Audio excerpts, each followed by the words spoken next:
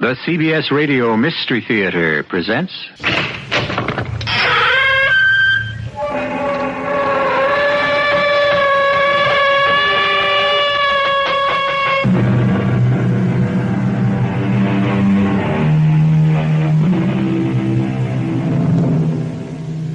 Come in. Welcome. I'm E.G. Marshall. May I be your guide once again for that trip through another world, a world of the weird and the unusual? Consider, what we are pleased to call science is based primarily on our observation of cause and effect. So, we say the rooster crows to herald the approach of dawn. But what does the rooster think? From his point of view, isn't he justified in believing that the sun rises because he commands it?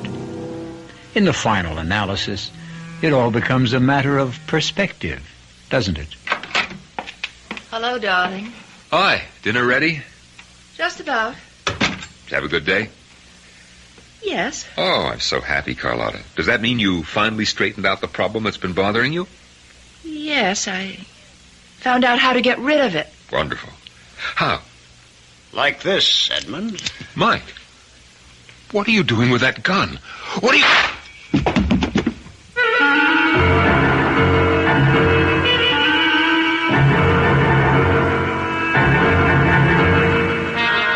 Our mystery drama, The Deadliest Favor, was written especially for the Mystery Theater by Sam Dann and stars Norman Rose and Marian Seldes.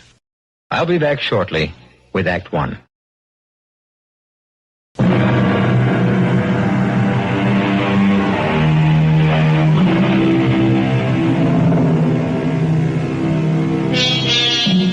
The poet said, "He that dies pays all his debts." And while this may be true, it is neither a practical nor a popular way to discharge one's obligations. And yet, how can we ever hope to pay the vast accumulation of debt that accrues during our lifetime? Well, this has nothing to do with money. We refer rather to the true obligations when we ask, can anyone live long enough to repay all the favors extended, all the kindnesses shown, all the comforting words spoken by friends and strangers? Rare is that fortunate man or woman whose account is not in arrears. The Prime Minister described the situation as one of the utmost gravity. And now, let us go to the West Coast, where they are having a fantastic premiere of that super-sensational million-dollar epic, Kiss of Blood. This is a premiere like they had in the good old days. Everybody who is anybody is here. Yes. Oh, yeah, that's a long way from here, Carlotta, baby. A long, long way. I made myself this bed. I'll just have to learn to like it. Live with it. Hello, darling. Hi. Anything exciting in the news? Man said there's going to be a war, I think. Well, that's not new. Hungry? Mm-hmm. Steak and salad, okay? Okay. Do you have a good work session? No. Oh, I'm sorry. What's the problem? I don't know. That first draft is due in 2 months, Edmund. I just can't seem to get it down. Well, why not? I can't concentrate. Up here? A million miles from no place. Maybe that's why. Well, but you're the one who wanted to get away from the hustle and the bustle and the hurly-burly. Believe me, I don't miss it. I'm happy to be up here. Then why can't you write? Because, well, Carlotta, because I've got a guilty conscience. I feel guilty about you. Me? Mm-hmm. See, I don't need people. I don't need parties, the theater, opening nights. I don't either. But, Carlotta, you were always so... I was always... what? Always in the middle of it, in the middle of a whole world of excitement and glamour. No, darling, I wasn't in the middle of it. I was on the fringes. I was merely one of 2,470,000 aspiring young actresses. And that's just 1 year's crop. Yeah, but I have a feeling it must be so dull for you up here. Dull? I can read, I can paint. And I get the feeling that I'm dull, too. Edmund. No, dear, let me say this. I'm just a writer. Just a writer. You're the best, And I'm not even the kind of writer who gets his name in the paper. Well, not the part of the paper anybody bothers to read. Oh, darling, you mustn't run yourself down. My book, my latest book, what is it concerned with? You said you'd explain it to me. Well, in this book, I explore the pupal and the larval stages in the development of the caddis fly. Oh. Exactly. Oh. Oh, but I'm sure it must be very interesting. Really? To whom? Well, to those people who would be interested. Mm-hmm. Well, you find it exciting, don't you? Well, yes, because it is exciting. You see, Carlotta, the caddis fly encloses himself in what he thinks is a golden protective sheath. But in reality, it's his coffin. Ah, that sounds good. And the fish that prey upon him, they also meet their doom. That sounds even better. Because the fish, in their turn, are eaten by other predators. Well, you got plenty of action. And listen, the largest and most powerful predator is man. Consider how we, in our turn, are eaten, not by stronger carnivorous, but by our own artificially induced anxieties and tensions. But that sounds great. Yeah. But it's not the kind of thing that'll head a bestseller list or get me on the talk shows. Is that what you want? No, but... But what? Well, I have an idea. It's what you would want. Edmund, I'm happy. I'm very happy. I've got you, and you're everything I could wish for. Come in. Oh, Sheriff. Afternoon, Mr. Churchill. Miss Churchill? Well, you're just in time for dinner, Sheriff. Well, thank you both very kindly, but I happen to be here in line of duty. Oh, do you mean there's a possibility you may have to arrest me or Mr. Churchill? Or maybe both of us. No, I don't think so. Well, what can we do for you, Sheriff? Well, now, Mr. Churchill, it's about an old friend of yours named Mike Perry. Mike Perry? The Mike Perry? Killer Mike Perry. He's a friend of yours, Edmund? That's what we've been told. Well, you learn something every day. After all these years, they finally did catch up with Killer Mike. They got him on a charge that can stick. And what does he go ahead and do? Smooth as you please, he just busts his way out of jail. And he's here? He's up here? Well, no, he probably ain't up here. Well, then why are you... The big city cops and the federals, they went and compiled this list of all his friends. You were one of his friends, Edmund. Well, 20 years ago we went to school together. And that's what I mean. We've got to run down those leads. You seen him around here, Mr. Churchill? Oh, no, Sheriff. If you do, you'll get in touch. Certainly. Well, I just done my day's work. Drive 20 miles up to see the Churchills. Ask my 2 questions, and now drive 20 miles back to town. Well, I'm sorry I bothered you, folks. That's quite all right. Oh, drop in again, anytime. Well, goodbye now, and have a nice evening. Oh, are you going to take part in the annual fly casting contest a week from Saturday, Mr. Churchill? You couldn't keep him away. Well, I almost won last year, remember? Well, Frank Miller over at the motel asked me to remind you. You haven't sent in your entry fee. It's got to be paid by tomorrow. Oh, right. Thank you. I'm not going to be disqualified on a technicality. Would you take the money to him, Sheriff? Oh, sure thing. Darling, do you have $5? Mm-hmm. It's gone up to 10 this year. We have twice as many prizes. Oh, well, here you are, Sheriff. Right. Well, let me know if you hear anything or see anything. Good night. Good night. Edmund? This gang leader? This Mike Perry? How could he possibly have been a friend of yours? Well, we were roommates in college. No. He's an educated man, Carlotta. Then how could he... Rob? Kill? I don't know. And how could you associate with a gangster? Well, he wasn't a gangster in those days. Actually, he was a history major. Oh, darling, do you know something? If this were a movie, that door would open right now. And he'd storm in here with a gun in his hand. No, he wouldn't do that. He'd knock on the door, and he'd politely ask permission to come in. And he'd say to me, "Well, Eddie, I'm here to collect." Collect? What? The debt I owe him. What? What do you owe him? Well, it's hard to say, Carlotta, on the face of it. I owe him $3,000. $3,000? $3,000 can mean a little or a lot. Depends on the situation.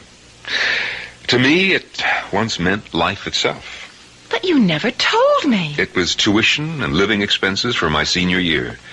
There would be a job waiting for me in June. A job in research. Job I dreamed about. But I would need the degree. Well, my uncle, who was executor of my father's estate, gambled away the money. And are you about to tell me that Mike Perry gave you the $3,000? Yes. Where'd he get the money? He robbed a bank. He what? Yeah. He robbed a bank. But he came into my room that day and he said, "Eddie, nobody has the right to be that down in the mouth. You look as if you're ready to hang yourself." And I said I was.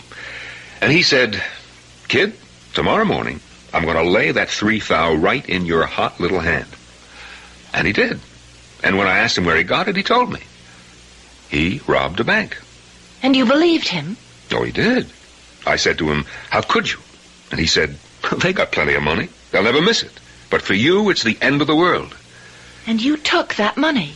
I took it, because at that time, without that money, it would have been the end of the world for me. But Carlotta, I'll tell you this. I repaid the bank. You did? After I sold my first book. I sent them $3,000 in cash. Anonymously, of course. Oh, well then you don't owe anybody anything. No, that's not true. I'm still indebted to Mike Perry. Well, I'm sure he doesn't need your $3,000. They say he has millions. Well, I don't owe him the money, exactly. You see, what I owe him is a favor. What kind of a favor? I don't know. Whatever he asks. Well, what could he ask of you? Well, when he gave me the money all those years ago, he said, "Eddie, one day I'm going to come to you for a favor. Maybe to save my life, the way I just saved yours. And you better be good for it." Well, there isn't anything you can do for him, Edmund. It's all ancient history. It's 20 years. That's so long ago. That's another world. Yes. And so much has happened to both of you. Oh, listen, I'd venture to say he doesn't even remember you. I just can't get used to the idea. What idea? What idea? Edmund, the idea of Mike Perry being a college man. And your roommate. When was the last time you saw Mike Perry? When? Or can't you even remember? Oh, yeah, I can remember. The last time I saw Mike Perry was about 30 minutes ago.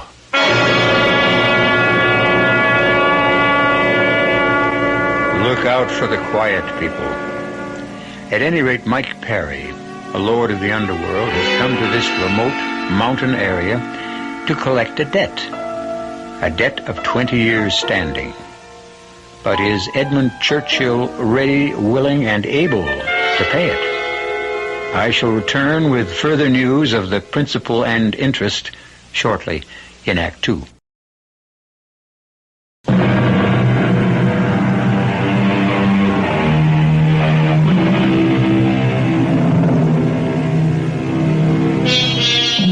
Ladies, what do you know about your husbands? To Carlotta Churchill, Edmund, her husband, was mild, self-effacing, unassuming, a writer of books on nature. Now she has discovered that Edmund is providing refuge for Mike Perry, an underworld overlord who is a fugitive from justice. Why? Well, it seems the two men are old friends. He's here? Mike Perry is here? Yes, Carlotta. Where? In my studio, above the barn. Then you lied to Sheriff Parker. Yes. But, Well, you and I, we're not... We're not what, Carlotta? We're not the kind of people who assist gangsters, killers. At one time, Mike Perry did me a favor. Now he's calling it in. But the law, Edmund. Yes, I've thought about it, and, well, sometimes you just have to. It's wrong. It's wrong. It's not the point. Are you telling me that we are going to shelter this murderer? I'm telling you I have no alternative as a man of honor. Honor? What has honor got to do with this hoodlum? How can you pervert the word honor? Honor is a personal thing, Carlotta. He's come here to destroy you. But I owe a debt to the roommate I had in my senior year. Now, please, Carlotta, try to understand. I hope it's okay to come in. Oh, yeah, sure, Mike, come in. Carlotta, this is Mike Perry, very old friend. How do you do, Carlotta? Well, I must say, Eddie, your taste has improved since we were undergraduates. Mr. Perry, my husband is under the misguided impression that he is somehow obligated to you. That's his affair. If I had my way, I would call the police. You would? Why? You stand for everything I find evil, vicious, and depraved in our society. Well, surely not everything. Well, darling, why don't I help you with dinner, huh? I'm particular with whom I break bread. If you care to feed Mr. Perry, you'll find something in the refrigerator. Meanwhile, you'll excuse me, I have a headache.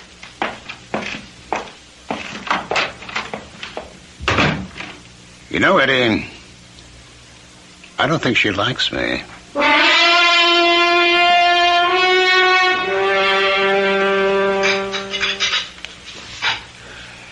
Good morning, dear. I prepared breakfast. Just coffee for me. Where's the gangster chieftain? I put him in the spare room. Carlotta. Yes? Carlotta, there are certain laws that one does not violate. The law of hospitality. And it doesn't matter who a man is or what he does if he's a guest under your roof. He's a guest under your roof, Edmund, not mine. Good morning. Morning. Did you sleep well, Mike? I always sleep well. Oh, one might think you have a clear conscience. Like some breakfast? Well, I can help myself, thank you. Oh, I've been up for hours. I did some pages.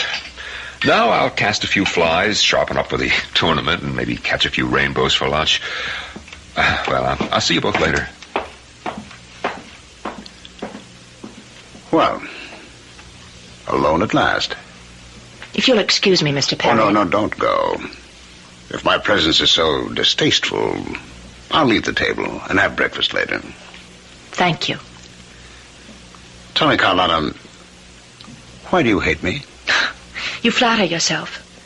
I have contempt for what you are, but hate, that's too important an emotion to squander. Well, I'll say this for you. You don't squander it. You invested very carefully. You lowered the boom on me last night. You said I was everything vile and evil and depraved. It's true. Well, it's immaterial. Those are only words, but I saw something that you didn't see when you said that about What do me. you think you saw? The flush in your cheeks, the fire in your eyes. Well, of course.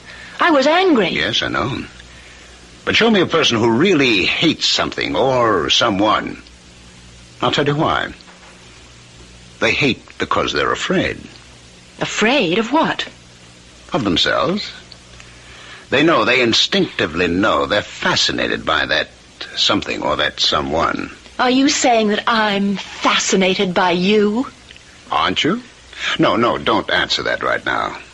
Because you're probably not aware of it. Just yet. Oh. Hello? Morning, Miss Churchill. Oh, good morning, Sheriff. Mr. Churchill about? He's fishing. Is it important? Well, just tell him I gave Frank Miller his entry fee, and he's all set for the contest. Yes, I'll tell him. Oh, is there any news about the escaped gangster? Not a whisper. Although they do think he may be headed toward this part of the country. Oh? When it comes to hiding out, this is as good a place as any, and better than most. Keep an eye peeled, will you, Miss Churchill? Well, of course. Bye now. Goodbye. Thank you For what? for not calling in the hounds. Had I told the sheriff you were here, I'm sure you would have killed me on the spot. That isn't true. You mean you're not capable of it? Oh, no. Of course I am. But there'd be no point to it. They'd have me. Where can I go in this wilderness? But how do you know I won't call him back? I know.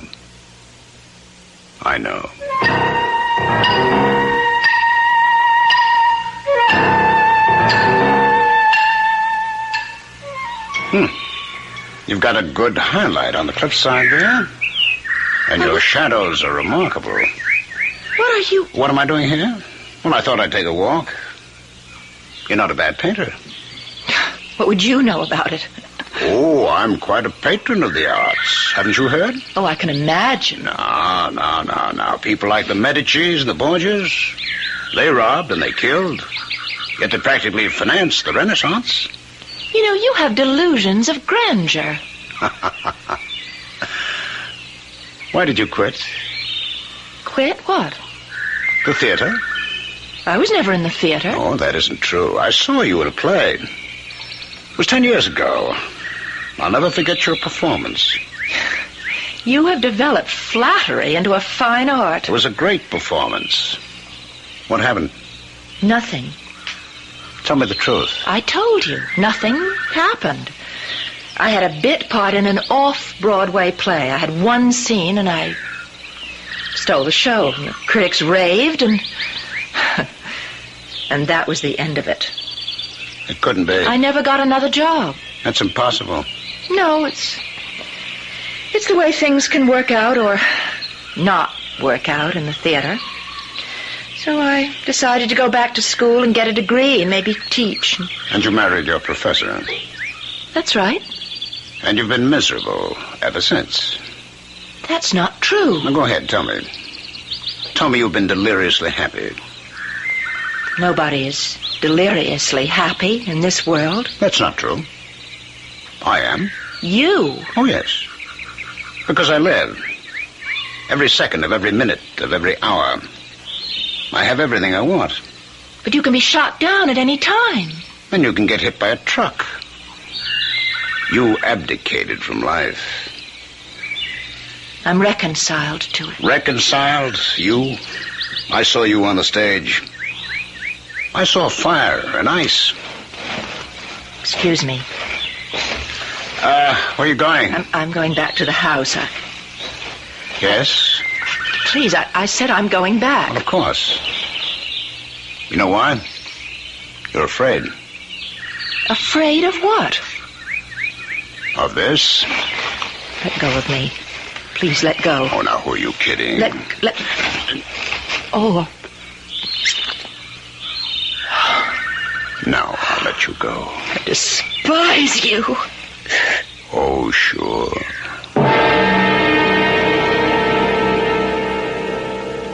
And now for the news headlines. There is still no word on the whereabouts of Mike Perry, who escaped from federal custody in New York last Monday. It's believed he may be headed west. Little Dolly Prescott, the teenage sex queen, is suing... Not so good. Oh, they'll never think to look here, Eddie. You can't tell. Look, don't walk around in the open. They may be patrolling in helicopters. And how long shall we be honored with your company, Mr. Perry? Darling, Mike is welcome to stay as long as he likes. Well, until the heat's off. I see. You know, Mike, I don't believe it. What? Well, everything I read in the papers. You should always believe what you read in the papers, even if it isn't true. You never killed anybody. No one could ever prove I did. You are the same guy I went to school with. Sure? I mean it.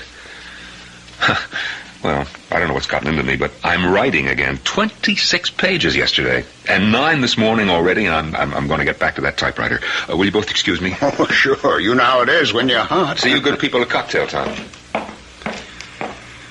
Well, I'll have to get out of here. Where will you go? Well, don't tell me you care. You know, I have an idea. There's going to be some heat here. It's time to make a move. The big one. Well, I'm prepared for it. I got the place all set up. There's only one thing missing. You know what that is? I'm not interested. Well, you should be. It concerns you. Listen, Mr. Perry, get this straight. Nothing you do concerns me. You're coming with me.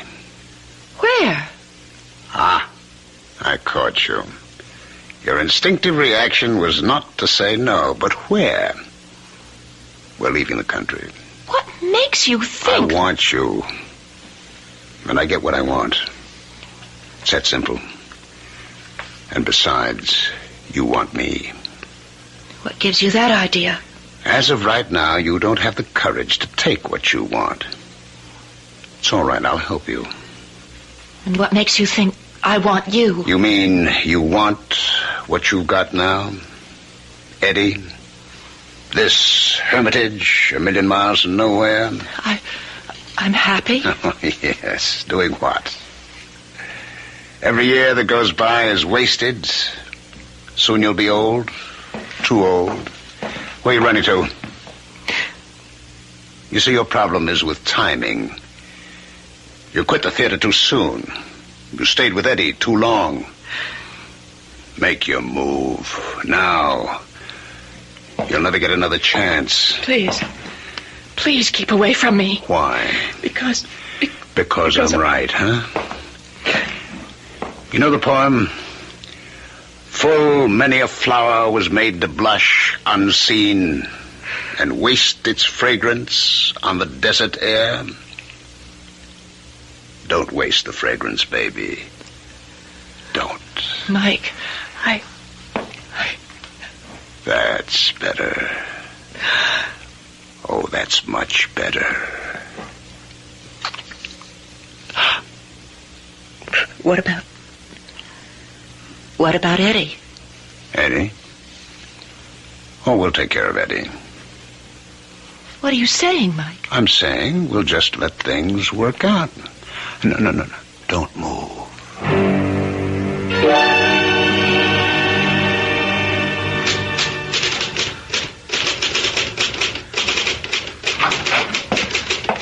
Edmund. Shh.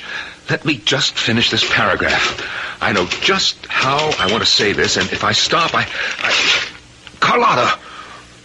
What did you do? I want you to listen to me. You could have torn that paper. Edmund, please. Please, I beg of you. Pick up that phone right now. Why? Do it. All right.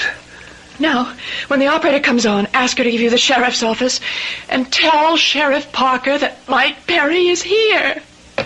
Carlotta, how can you ask me? I won't ask you again. I should hope not. I won't have the strength. You know, I don't understand you at all. Please call, please, before it's too late. Too late for what? Too late for what? Nothing. Nothing.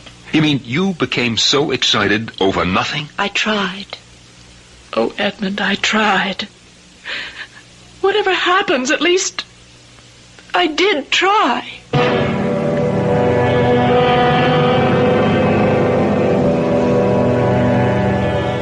If at first they don't succeed, some people will try again.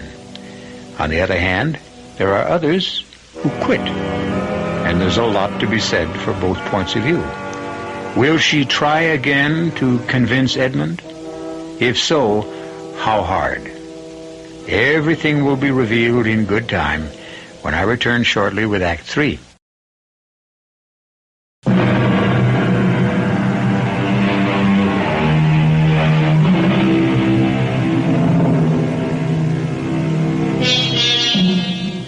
Friendship can form the strangest pairs. And one of these is Edmund Churchill, a writer of nature books, and Mike Perry, a notorious gangster. Right now, Mike is hiding out in Edmund's secluded mountain home. And far from being bored by the solitude, he is quite happy. Why not? Edmund has a lovely young wife. And as they say, all's fair. And then Mike said to the professor, "Sir, there is every reason to believe that the Arthurian legend is based on fact. Furthermore, I must have been a bore in those days. Wait. What is it? Hear that outside? It's a car. Who is it, Edmund? Coming up the hill. It's the sheriff. What would the sheriff... Mike, go to the spare room, quickly. All right. Oh, Edmund, the ashtray. Get rid of it. Everybody knows we don't smoke. But it's no good. The smell will still be in the... Okay. Give me one of Mike's cigarettes. Yeah, okay. Leave the pack on the table, and I'll say I started again if you notice. No, wait. Something must be wrong. What? I don't understand why. God. Edmund, the table's set for 3. Come in. What did you say, Carlotta? The table is... Oh, hello, Sheriff. Hi, folks. How's that casting arm, Mr. Churchill? Oh, it's first rate. Well, you people having company? Table set for 3, I noticed. It's lunchtime. I saw your car coming up the hill, so I set another plate. Join us? Don't mind if I do. That platter of roast beef looks great. Sheriff, what's going on? Well, tell you, I figure Mike Perry's gonna head this way. You do? Why? Because he's that type of person. He does the unexpected. Goes where you'd never dream to look for him. But to come here? Every place else is red hot. Now, my theory is he's headed this way. Well, I see you started smoking again. Yes, sir. Ever since this thing started, I've been so nervous. Oh, there's nothing to worry about. Well, we're not worried. It's just... We're going to patrol this whole area. On foot, in cars, by helicopter. We'll get him. That is, if your hunch is correct. Well, I got a feeling. It's more than a hunch. It's based on a pretty fair analysis of all the known factors. Now, could I trouble you for a slice of that terrific roast beef?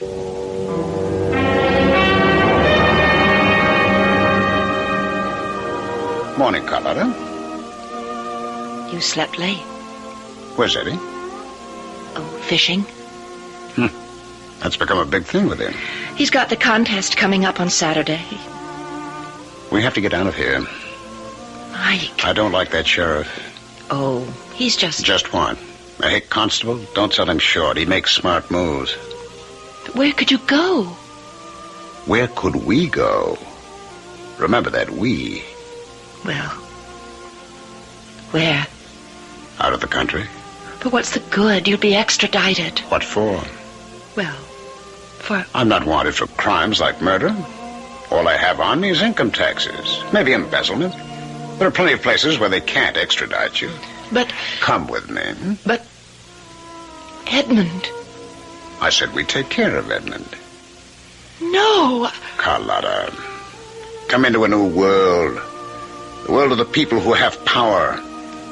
It's a world where rules have no meaning. But Edmund's such a good person. Good, bad, they mean nothing. You do what must be done. And I'm not sure that I can. Then stay here. Oh, Mike, Where we're going, I have a palace, a yacht. There's nothing you can't have. Name it, it's yours. But I don't want just things. I'll buy you a theater, your own company, act, star. Oh, Mike. Everything, anything, Mike. Yours for the asking. This is my world. I want to share it with you. But what's supposed to happen to Edmund? Edmund must be taken care of. You mean killed? There's nothing personal involved. I even like Eddie. No. There's no other way. When he finds out we're gone, he calls the sheriff. Now, look. I've been told there's only one road out of these mountains. Yes, it leads right through the main street of Council Forks, 20 miles from here. Well, we'll have to chance it. No, it's dangerous. At night, late, I'll wear a hat. I do look a little like Eddie. We'll be moving pretty quickly. Yes, we'll go as soon as it gets dark. The stores will be closed.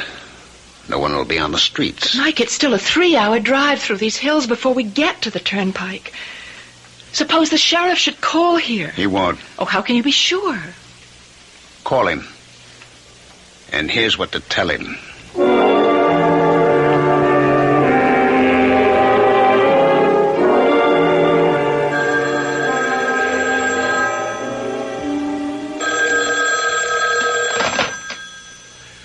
Sheriff Parker speaking. Oh, Sheriff, I just called to tell you we're leaving. Leaving? When? This evening. We received a call from Mr. Churchill's agent. He has to be in Hollywood by tomorrow afternoon. Will we be seeing him on the screen? Well, you'll be seeing characters from his book. Well, good luck. And we won't be back for, well, I don't know how long. Well, maybe it's for the best. Might have been dangerous if that gangster fella showed up. We'll see you when we return. Goodbye, Sheriff. Bye now. Oh, tell Mr. Churchill I'll get back. Miss Churchill? Miss Churchill? Well, I guess she hung up. It doesn't matter. I can catch them when they come through town.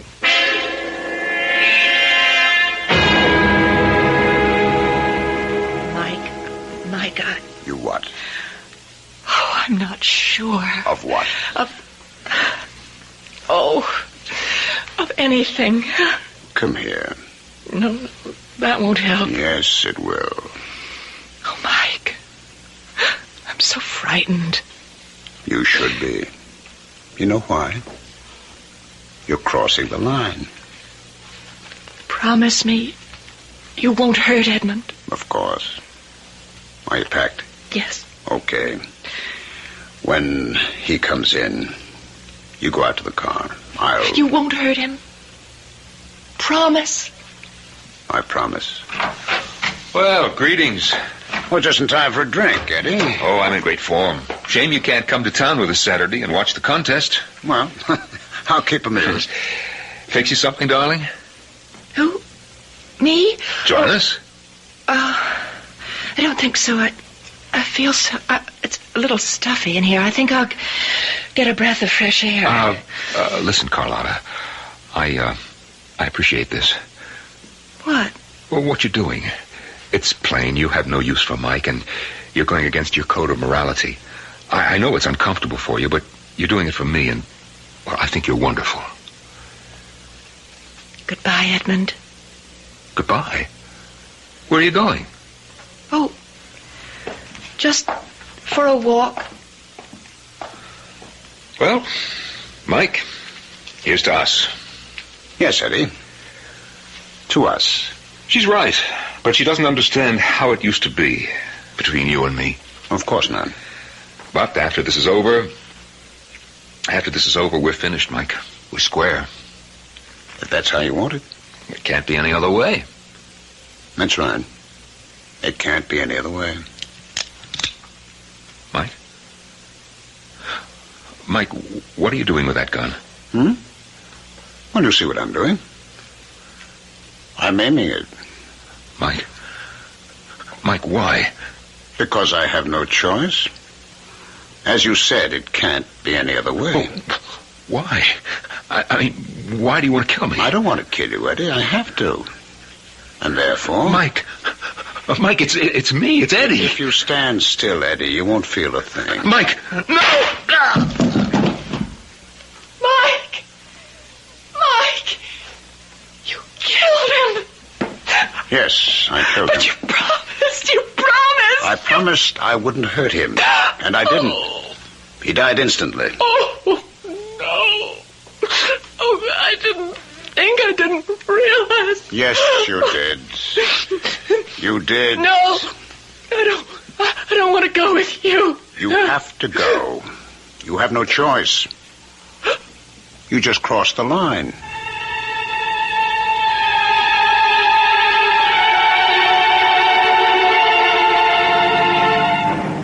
Mike, please hold me close. Now, dear, please. I have to drive with two hands, especially when we go through town. Oh, slow down. The local cops love to pick up people for speeding. Not much of a town. Well, we chose the right hour. All the stores are closed. The people have finished dinner. The movie won't break for at least an hour. I'm so nervous. It's all right. Everything's all right. Edmund, I thought I'd never stop being sick. You'll be okay. Up ahead. Is that a police car? It's the sheriff's car. I think somebody's in it. Well, We have to go down this street, but... Well, why not?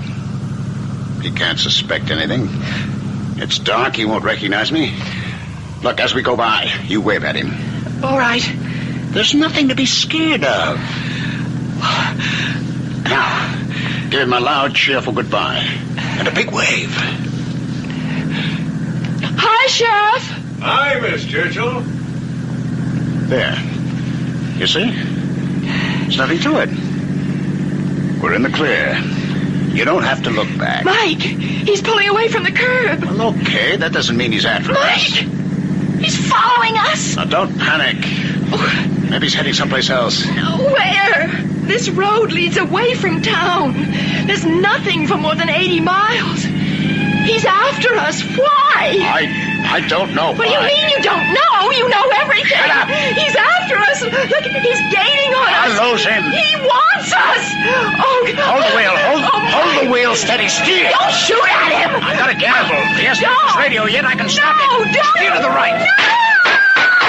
No. Hold the car steady. Please. They're firing back at us. They're shooting back. Get away from the wheel. Get away from the wheel. Move away.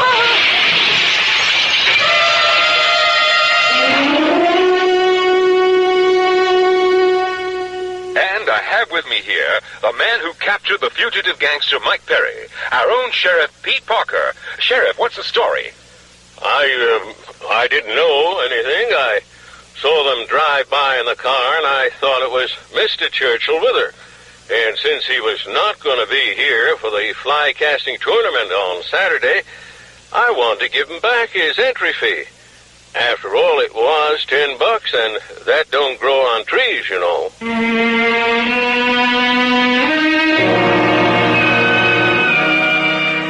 Of course not. But that $10 discharged the debt. And while we don't know who did win that fishing contest the following day, the grand winner should be Sheriff Parker, who caught the biggest fish of all the night before. We're going to catch you for some more Mystery Theater when I return in a few moments.